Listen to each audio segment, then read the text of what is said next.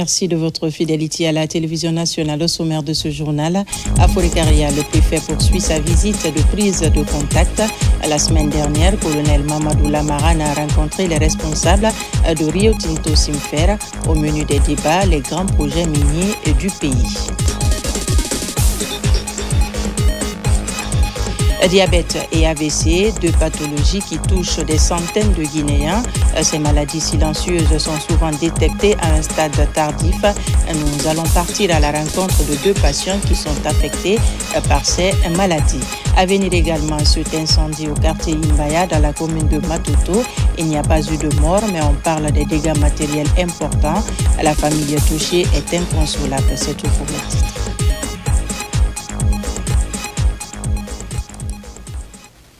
Bonsoir et vous êtes les bienvenus. À la une de l'actualité ce soir, Conakry face à l'encombrement anarchique de ses espaces publics, à l'asphyxie de ses artères vitales et à la fragilisation croissante de la sécurité et de la salubrité urbaine, l'inaction n'était plus une option. Les opérations de déguerpissement engagées dans la capitale guinéenne par les autorités s'inscrivent dans cette logique de rupture, une décision difficile, socialement sensible, mais structurellement nécessaire. Suivez cet éditorial de Fatmata Kourouma. Il y a des décisions publiques qui, par leur sensibilité sociale, exposent le pouvoir à l'incompréhension immédiate, mais qui, par leur portée structurelle, s'imposent comme des actes de responsabilité historique.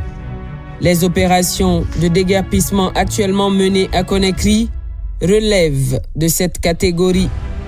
Elles ne sont ni une brutalité institutionnelle, ni un caprice administratif. Elles sont le symptôme d'une ville qui refuse désormais de s'abandonner à l'anarchie. Depuis trop longtemps, l'espace public de la capitale guinéenne s'est rétréci sous le poids d'occupations illégales et désordonnées.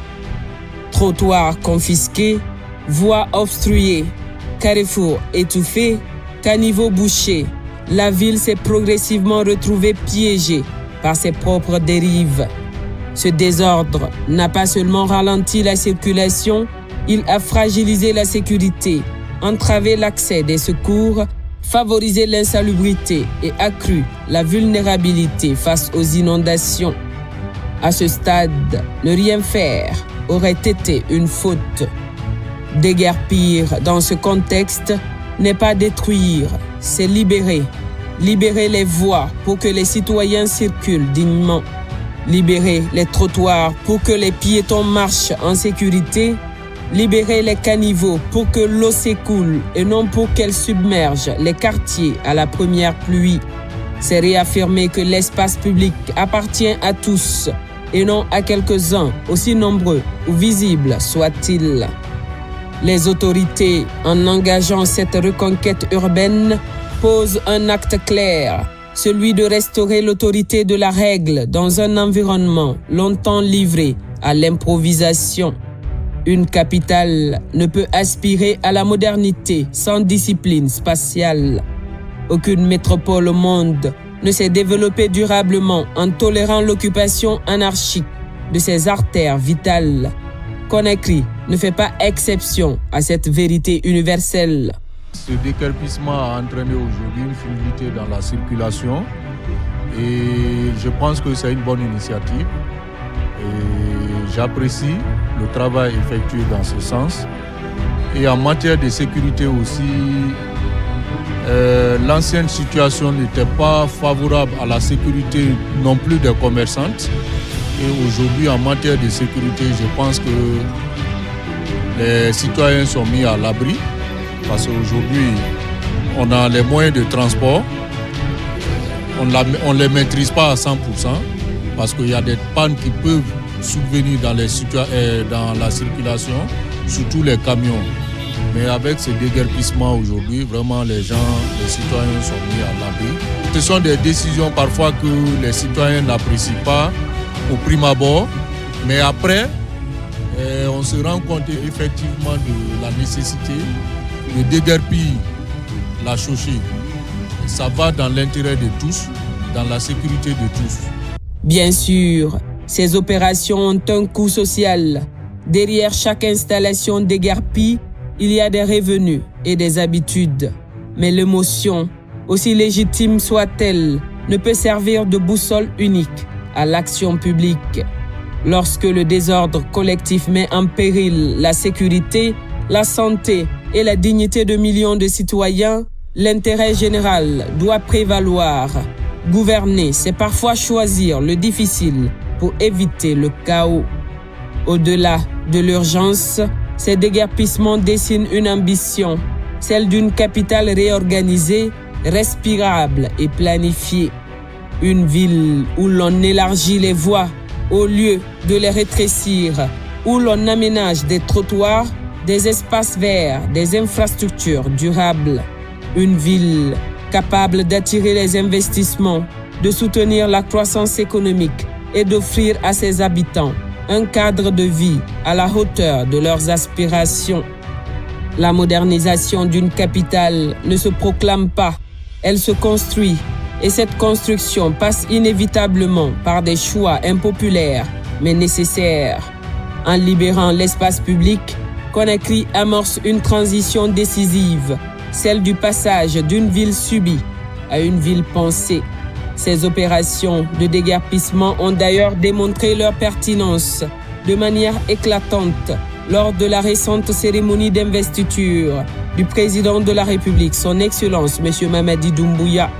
Conakry, qui accueillait des milliers de citoyens ainsi que des délégations venues de plusieurs pays, a su offrir un visage ordonné et maîtrisé. Les grandes artères menant aux sites stratégiques, notamment au stade général Lansana Conté de Nongo, ont été dégagées, permettant une circulation fluide et sécurisée à la hauteur de l'importance historique de l'événement. Grâce à la libération des emprises publiques, les dispositifs de sécurité, de transport et de secours ont pu être déployés sans entrave. Les convois officiels, les services d'urgence et les flux massifs de population ont circulé sans les blocages habituels qui paralysent trop souvent la capitale lors des grands rassemblements. Cette fluidité n'a pas été le fruit du hasard, mais le résultat direct d'un travail en amont visant à rétablir l'ordre urbain et à anticiper les exigences logistiques d'un événement d'envergure internationale. Au-delà de la réussite opérationnelle, c'est l'image même de Conakry qui s'en est trouvée revalorisée. Une capitale plus lisible, plus propre, plus respirable s'est offerte au regard des visiteurs, des médias et de la communauté internationale. Cette vitrine urbaine rendue possible par la reconquête de l'espace public a projeté l'image d'une Guinée capable d'organiser, de sécuriser et de moderniser ses grands rendez-vous nationaux. Elle confirme que les déguerpissements, loin d'être de simples opérations ponctuelles, constituent un levier stratégique pour hisser Conakry au rang de capitale africaine qui assume pleinement leur ambition. Actuellement, on ressent l'heure pure. Vraiment, avec ce déguerpissement, ça fait sortir l'image maintenant de la beauté maintenant du pays. Pourquoi nous sommes là, on applaudit pour le Sénégal, la Côte d'Ivoire, parce qu'ils ont accepté ça.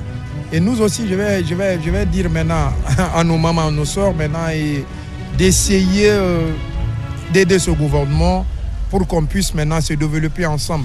Ainsi, sous l'impulsion du président de la République, son Excellence Mamadi Doumbouya, ces opérations s'inscrivent dans une vision assumée de refondation de l'État et de restauration de l'autorité publique.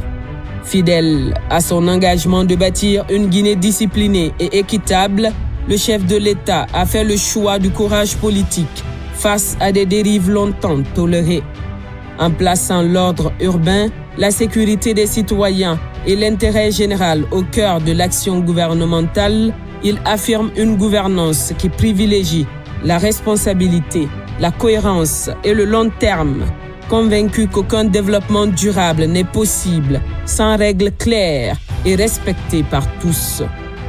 L'histoire jugera ces déguerpissements non à l'aune des cris du moment, mais à celle des résultats durables. Si la capitale guinéenne devient plus fluide, plus sûre, plus saine et plus attractive, Alors, ces décisions aujourd'hui contestées apparaîtront demain comme les fondations courageuses d'un avenir urbain maîtrisé. Dans cette nouvelle république en construction, le président Mamadi Doumbouya a clairement fixé le cap.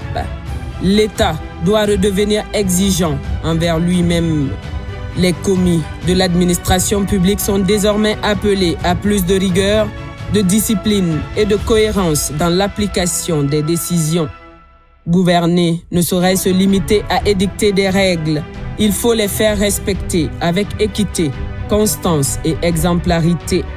L'autorité de l'État, pour être légitime, doit d'abord s'incarner dans la responsabilité et le professionnalisme de ceux qui la représentent. Mais cette exigence ne saurait être unilatérale. Elle interpelle également les populations, invitées à inscrire le civisme, le respect des règles communes et de l'autorité publique au cœur de leur quotidien. Une ville organisée ne peut exister sans citoyens responsables, conscients que l'espace public est un bien collectif à préserver.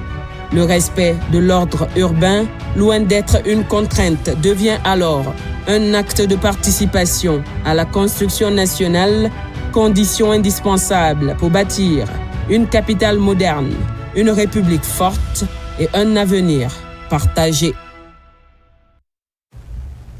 Justement, ces opérations de déguerpissement s'inscrivent dans une vaste dynamique de modernisation et d'assainissement urbain visant à améliorer le cadre de vie des populations. Soucieuses d'atténuer l'impact social de ces mesures, les autorités ont engagé l'aménagement de sites de relocalisation destinés aux marchands installés le long des principales artères de la capitale. C'est dans ce contexte que le haut commandant de la gendarmerie nationale, directeur de la justice militaire, s'est rendu sur le terrain ce lundi. Compte rendu, Omar Bari. Les opérations de déguerpissement actuellement menées dans la ville de Conakry s'inscrivent dans une démarche globale de restauration de l'ordre urbain et de protection de l'intérêt général, ainsi que de modernisation urbaine. En libérant les espaces publics et les emprises des voies publiques illégalement occupées, les autorités entendent améliorer la mobilité urbaine, réduire les embouteillages chroniques et renforcer la sécurité des usagers de la route. Afin d'atténuer l'impact social de ces mesures, des sites de relocalisation destinés aux marchands déguerpis le long des grandes artères sont en cours d'aménagement. À Anko 5, un vaste site est déjà à un stade très avancé de construction avec plus de 3000 places prévues pour accueillir des milliers de commerçants.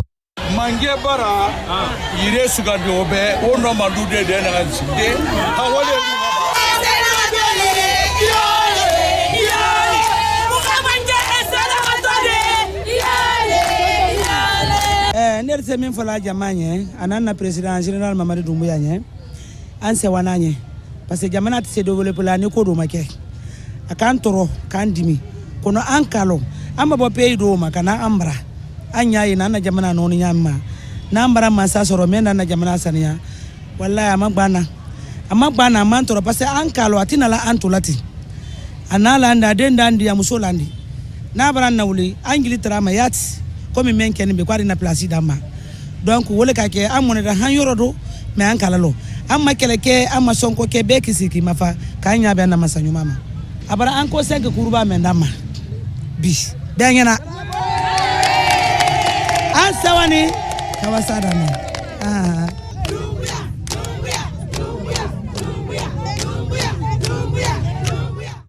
Amatoto, c'est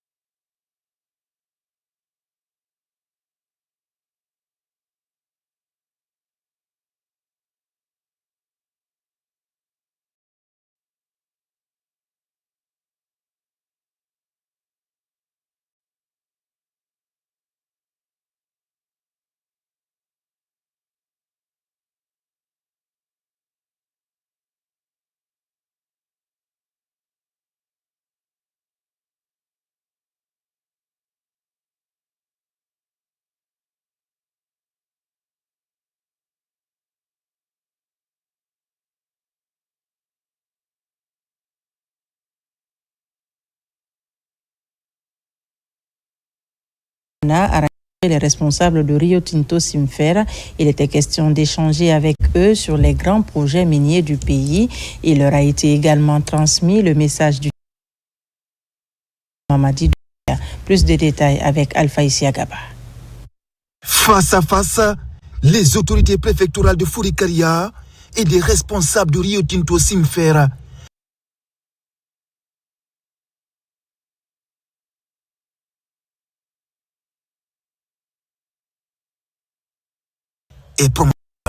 Nous sommes très ravis. C'est une mission régalienne qui nous permet d'être auprès de nos partenaires pour les encourager, les féliciter par rapport à tout ce qu'ils sont en train de faire pour la Guinée.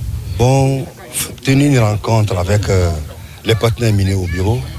Et ce que nous avons vu ici, vraiment c'est incroyable. Je suis impressionné de l'état d'avancement des activités et surtout la qualité d'activité que j'ai vue ici. Vraiment, je suis fier aujourd'hui de me sentir à l'aise. Une telle infrastructure se réalise de notre collectivité. Après la rencontre, autorités préfectorales ainsi que les responsables de Rio Tinto Simfer sont sur les chantiers. Dans la foulée, le préfet de Fourikaria a transmis le message de paix du président Mamadi Doumbouya. C'est un projet phare pour notre président, le président visionnaire. C'est un projet phare pour que la Guinée se développe. Parce que ça se concrétise sur le terrain. Ce n'est pas un projet pour 2 jours ni un projet pour 3 jours. C'est un projet à long terme pour la Guinée, pour la République de Guinée. La visite des installations des sociétés minières évoluant dans la préfecture de Fourikaria va se poursuivre. Le préfet Lamarana Diallo veut s'enquérir de la bonne exécution de ces grands projets de développement de la Guinée. Santé. Et ce soir, on s'intéresse aux accidents vasculaires cérébraux et le diabète, véritable problème de santé publique. Dans les hôpitaux, ces pathologies constituent les premières causes de consultation, des maladies dont le traitement nécessite des coûts très élevés. Une de nos équipes de reportage est allée à la rencontre de 2 patients qui vivent avec ces maladies. C'est le grand format de ce soir. Il est signé Tierno Maroufba. Octobre 2024, la vie d'Abdoulaye bascule brutalement après un accident vasculaire cérébral. Depuis, le quotidien de ce plombier est rythmé par des allers-retours insensés entre son domicile et l'hôpital. Installé à Kouria, il parcourt près de 60 km pour recevoir des soins au CHU Niasdine. Malgré les contraintes du trajet et le coût élevé du traitement, Abdoulaye s'accroche. Grâce à une prise en charge régulière, il parvient tant mieux que mal à stabiliser sa maladie. Bon, ma bouche était déformée. Aujourd'hui, c'est revenu à 95%. Ma main aussi, je ne pouvais pas soulever la main gauche. Mais aujourd'hui, Dieu merci, avec Dr Tiré et ses collaborateurs, m'ont aidé à avoir au moins les 95% de santé. Je suis à Kouria. Pour venir à Conakry, il faut déplacer chaque fois. Donc je viens ici, je fais la visite, je remonte. Après, une fois, je passe la nuit chez mon frère pour alléger un peu la dépense. Bon, la difficulté de la prise en charge réside dans l'exploration parce qu'on n'a quasiment pas le scanner ou l'IRM sur l'hôpital national Niasdine. Donc quand on reçoit les malades, on suspecte un AVC, on prescrit des examens complémentaires. Donc les patients sont obligés d'aller en privé ou dans d'autres structures sanitaires pour réaliser l'imagerie en rapport avec l'AVC. À l'unité de prise en charge des pieds diabétiques du CHU Donka, nous rencontrons Mamadou Salou Diallo. Diabétique depuis 17 ans, il vit avec des revenus modestes. Ces médicaments souvent coûteux sont pris en charge par des membres de sa famille. Après plusieurs consultations dans les différents hôpitaux, en Guinée comme à l'étranger, l'évolution de la maladie a pris une nouvelle tournure pour Mamadou Saliou. J'ai commencé le traitement de cette maladie à l'abbaye. C'est là-bas que j'ai été détecté du diabète. Mais depuis ce jour, j'ai trop démarché pour mon traitement. Toute mon économie est partie dans ça et jusqu'à présent, ça ne fait qu'empirer. Quand tu as une maladie comme le diabète, le coût est énorme. L'accès aux médecins, l'accès aux médicaments et l'accès aux examens. Ça nécessite un contrôle régulier une hygiène de vie alimentaire qui a un coût derrière et le bilan de retentissement du diabète pour éviter ces complications-là, la consultation du cardio, la consultation d'ophtalmo, le bilan rénal et tout ceci-là, c'est un coût derrière. Ces pathologies AVC et diabète sont aujourd'hui en nette progression en Guinée. Les accidents vasculo-cérébraux représentent d'ailleurs la première cause d'hospitalisation au service de neurologie du CHU de Niasdine. Une situation qui interpelle et qui souligne l'urgence d'un meilleur dépistage et d'une prise en charge renforcée pour les patients. Campagne de vaccination des chiens contre la rage à Koya et Forikaria. L'opération se poursuit. Une initiative du ministère de l'Élevage à travers sa direction nationale des services vétérinaires.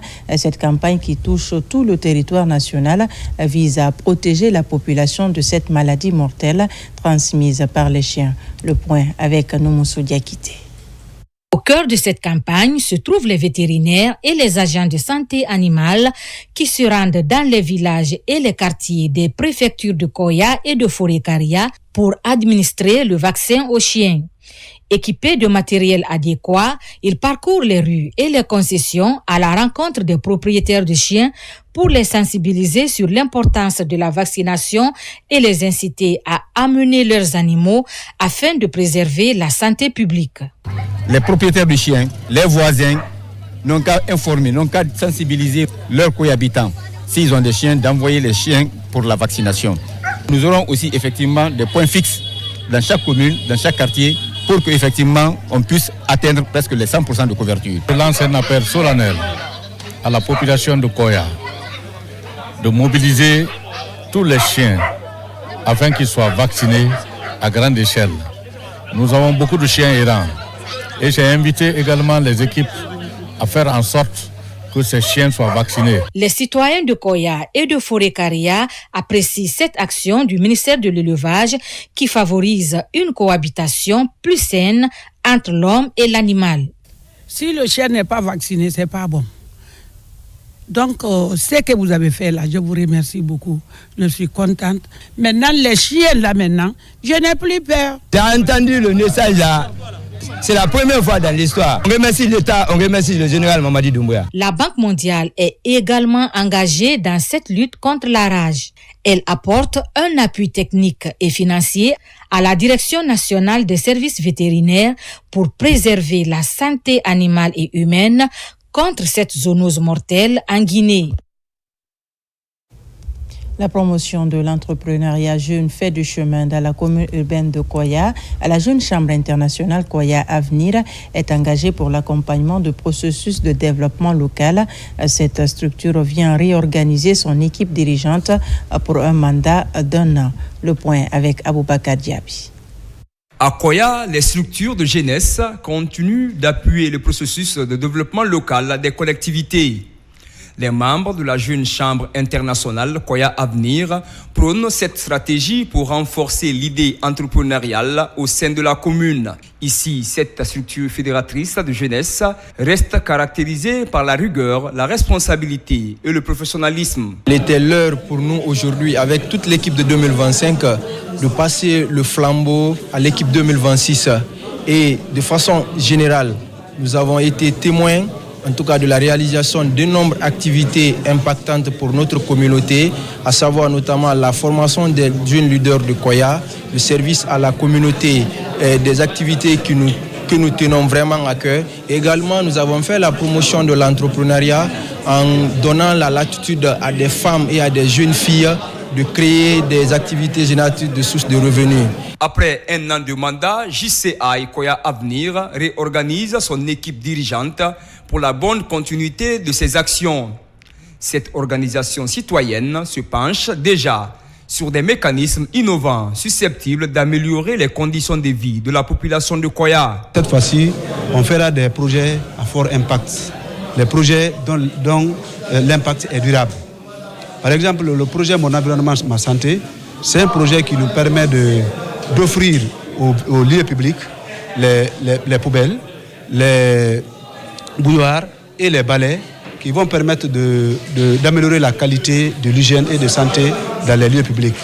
Au cours de ces retrouvailles, il a été question de définir de nouvelles orientations stratégiques de la JCI Koya Avenir. Ce nouvel élan prend en compte les défis liés à la formation des jeunes, à l'entrepreneuriat local et à la réalisation des activités citoyennes comme le don de sang et l'assainissement. Promotion également de l'excellence au sein de la jeunesse. De nouveaux membres constitués de jeunes ont rejoint le Rotaract Club de Conakry après avoir acquis des notions sur le leadership et le développement personnel. Ces jeunes s'engagent à apporter leur contribution pour l'atteinte des objectifs de l'organisation. Nabila Moussa Kamara. En ce début d'année 2026, le Rotaract Club de Conakry renforce ses effectifs afin de mieux servir et impacter les communautés. De nouveaux membres sont intégrés à cette organisation juvénile après une phase de formation axée sur le leadership et le développement personnel. Ces nouveaux rotariciens s'engagent à contribuer activement à l'atteinte des objectifs du club. Nous avons bénéficié plein de formations. Je suis vraiment engagé d'abord pour servir ma communauté et l'État. Il ne faut pas te demander qu'est-ce que l'État peut faire pour moi, mais il faut te demander qu'est-ce que moi personnellement je peux faire pour l'État. En dehors de l'université, j'ai beaucoup appris par ce club. Je suis venue dans ce club, je ne savais pas du tout qu'il existait ce genre de choses en Guinée ici. On est là, on se donne à fond, on sert sans rien attendre en retour. À travers cette cérémonie d'intronisation, les responsables du Rotaract Club de Conakry entendent promouvoir l'excellence et l'engagement citoyen au sein de la jeunesse guinéenne. Former et encadrer des jeunes capables de devenir les leaders de demain figure parmi les principales ambitions de la structure. Les nouveaux membres, depuis postulant déjà, ils étaient dans des commissions stratégiques où ils servent déjà, ils ont des responsabilités. Ils rejoignent la grande famille rotarienne, donc je les invite à maintenir le même engagement et le même dynamisme. Après plusieurs années de participation active, certains membres ont officiellement reçu leur fanion. Des conseils pratiques sont également prodigués aux nouveaux intronisés afin de les préparer à œuvrer efficacement au service des communautés avec courage, engagement et persévérance. Et puis, les responsables des structures Omega et du Mouvement mondial des femmes, filles leaders panafricaines et caribéennes, ont animé un point de presse. Il était question d'expliquer aux professionnels des médias la nécessité de célébrer la Journée mondiale de l'éducation. Le récit avec Mikini Moussa Kamara et Marwan Kamara. La Journée mondiale de l'éducation est célébrée chaque 24 janvier pour souligner l'importance de l'éducation dans le développement durable et la paix.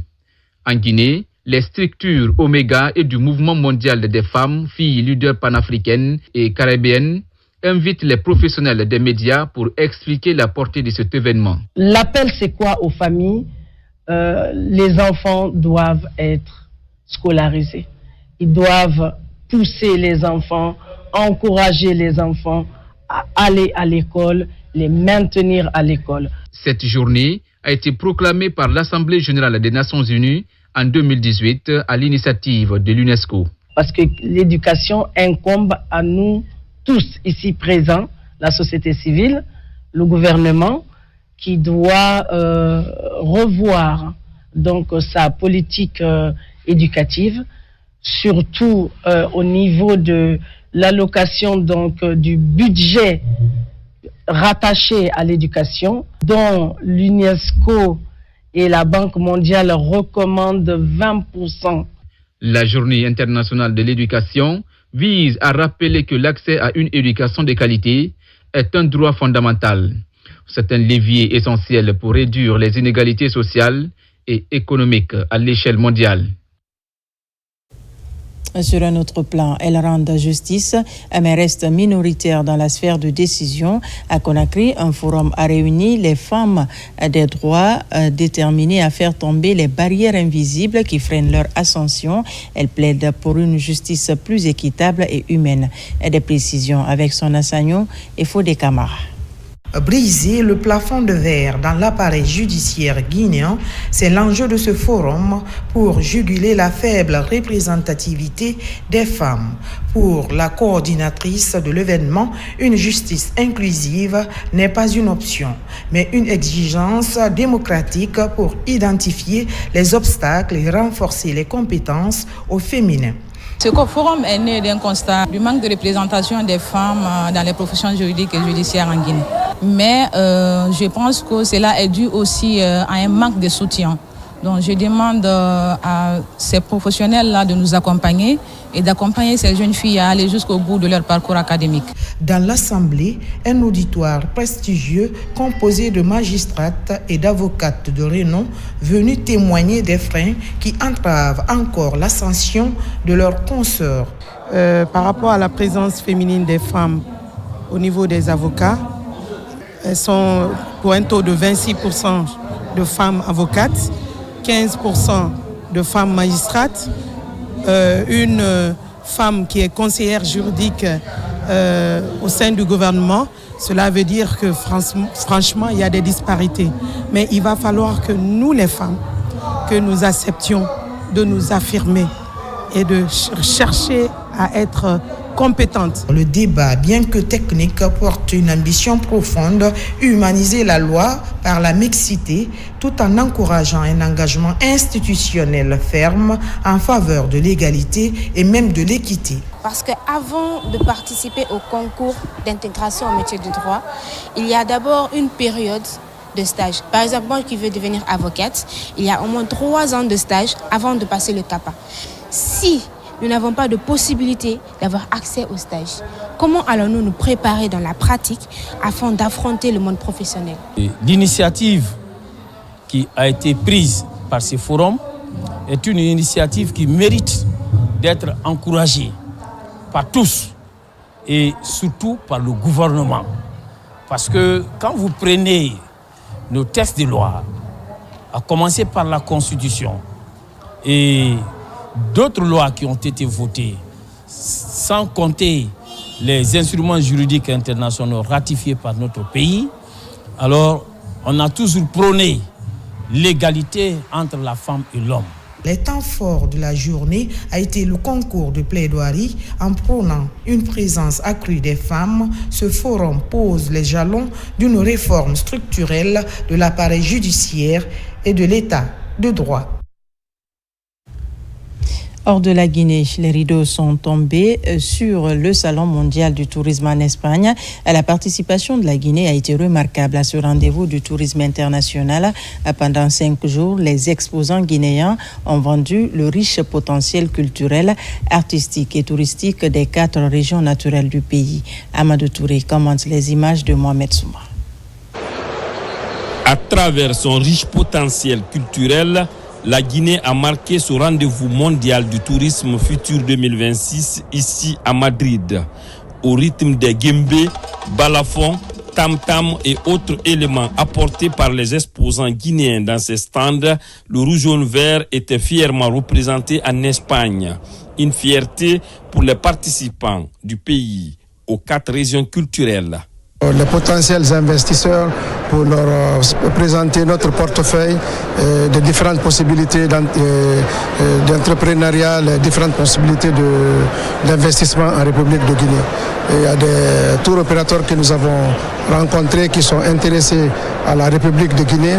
Et il y a aussi les contacts au niveau de certains pays africains dans le cadre du tourisme interafricain, non seulement dans la sous-région ouest africaine et en Afrique en général.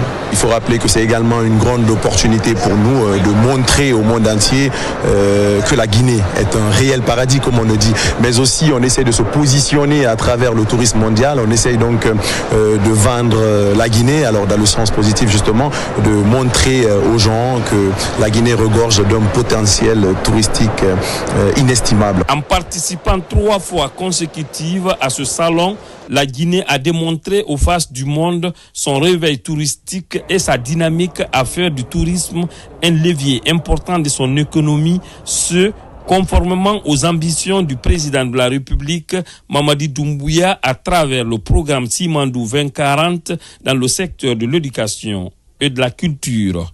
Nous avons vu un intérêt particulier que les gens avaient pour la Guinée, notamment les tours opérateurs qui veulent intégrer les circuits touristiques guinéens dans leurs produits de l'année prochaine. Et nous pensons que cela va se matérialiser très rapidement à travers la vente de la destination Guinée sur le marché européen et à l'international. Le Salon international du tourisme futur 2026 a connu cette année la participation de plus de 10 000 entreprises venues de plus de 160 pays et régions du monde pour présenter leurs réalisations, leurs innovations et les opportunités de coopération offertes par l'industrie touristique mondiale. Événement triste, ça s'est passé au quartier Yimbaya dans la commune de Matoto. Un incendie s'est déclaré dans une concession. Pas de perte en vies humaines, mais les dégâts matériels sont considérables. Tout est parti en fumée. La famille, sous le choc, demande de l'aide auprès des autorités. Alpha Isiagaba.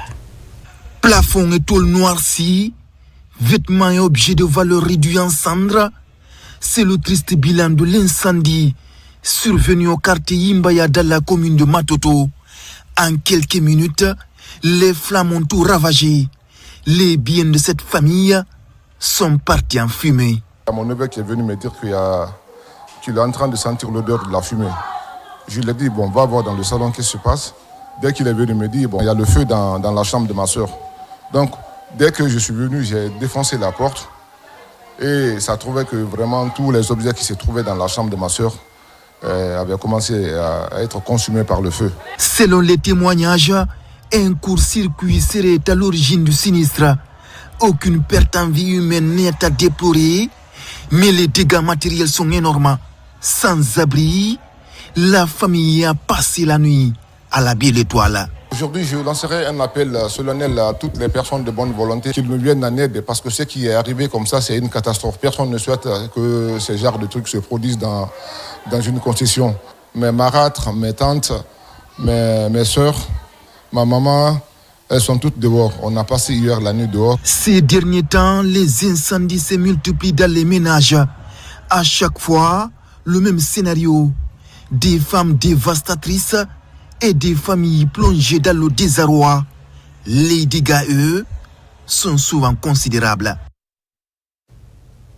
Pour terminer, dans la préfecture de Massanta, fin de la première édition du festival régional des clubs dotés du trophée Mohamed Dak Komara, une initiative de Codesco qui visait à renforcer l'entente et promouvoir le football à la base. La finale qui a opposé le club FC Mamadi de Massanta à l'Académie football de Gekedou n'a pas eu de vainqueur. Les deux équipes se sont réparties le trophée et les prix au nom de l'unité et de la paix. Moussa Komara. C'est dans une ambiance festive et de grande ferveur populaire que s'est disputée cette finale de la toute première édition du tournoi de football doté du trophée Mohamed Dak.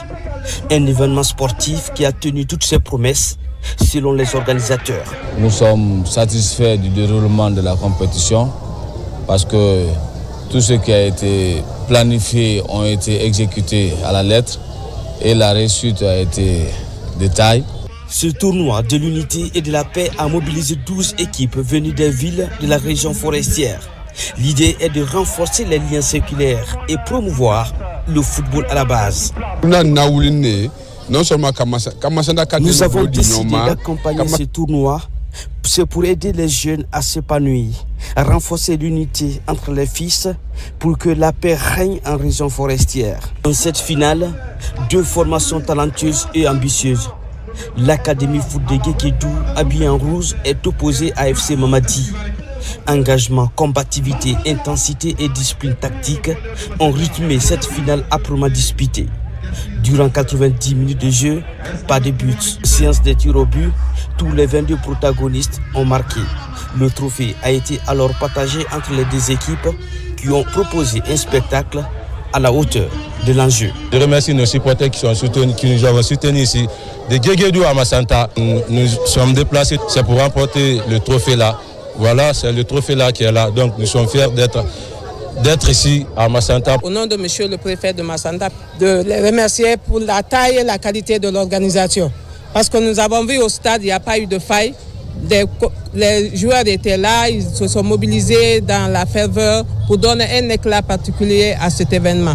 Cette première édition réussie augure d'un avenir prometteur pour le développement du football à la base et la promotion de la consolidation du tissu social dans cette ville des montagnes.